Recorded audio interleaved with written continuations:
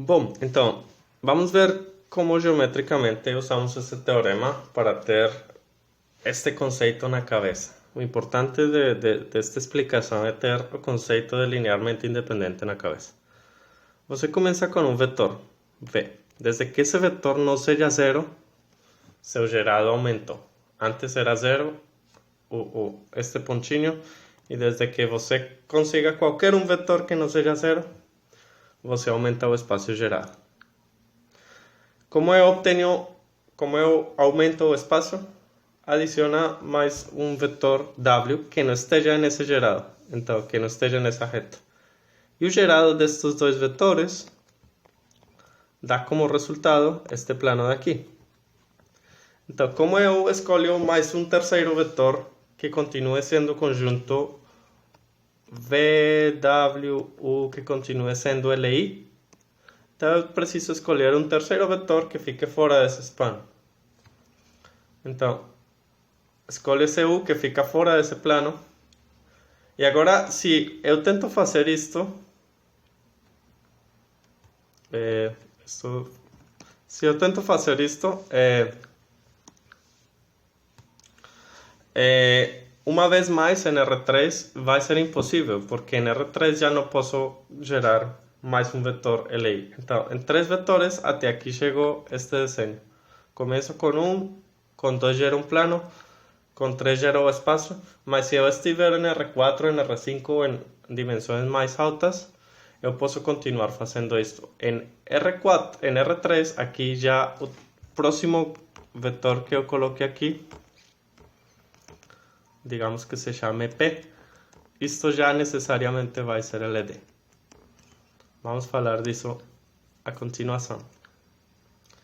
Bom, a definição tem dois fatos imediatos. Então, o primeiro fato importante é que se você tem um conjunto de n vetores em um espaço m-dimensional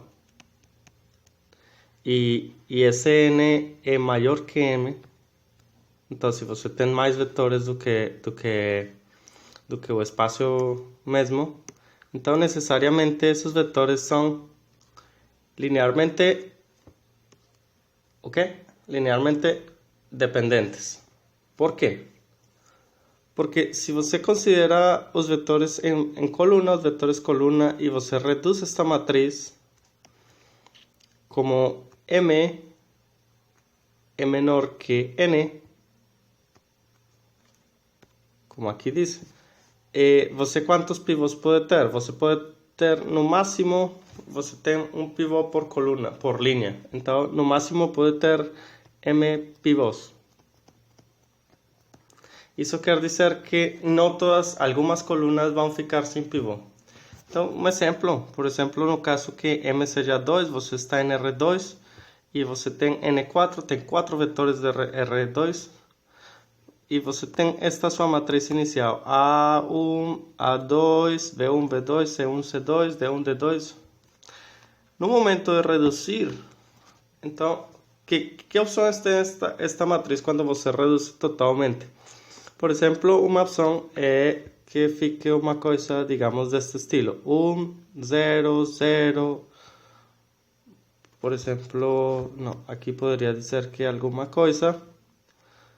Aqui 0, 1, 0 e alguma coisa deste estilo. Então, os pivôs podem ser estes dois, por exemplo, ou você pode localizar em qualquer coluna. O importante de isso é que estas duas colunas aqui ficam livres.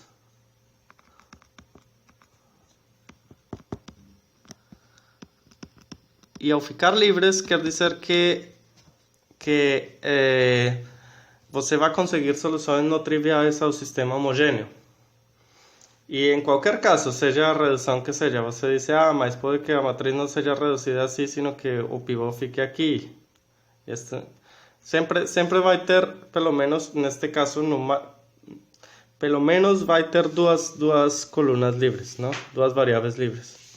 Isso vai gerar soluções não triviais. Então, este fato é bem importante se você tem muitos vetores em um espaço de dimensão pequena, imediatamente vai ser linearmente dependente. Por quê? Porque a matriz é larga demais e você como que fica sem pivôs suficientes, não?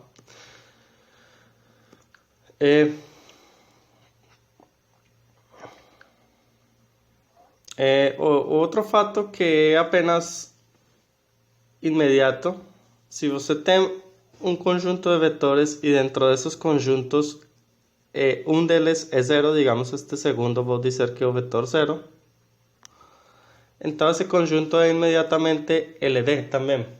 Por quê? Porque se vamos dizer aqui que o segundo seja zero, o primeiro tanto faz, um deles é zero, digamos o primeiro. Então você coloca todos os escalares zero menos aquele que é zero.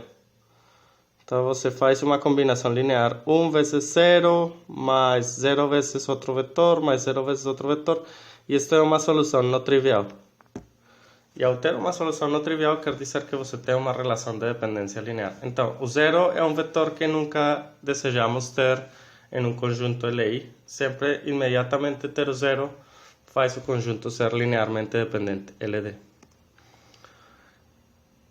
E isso é tudo por enquanto.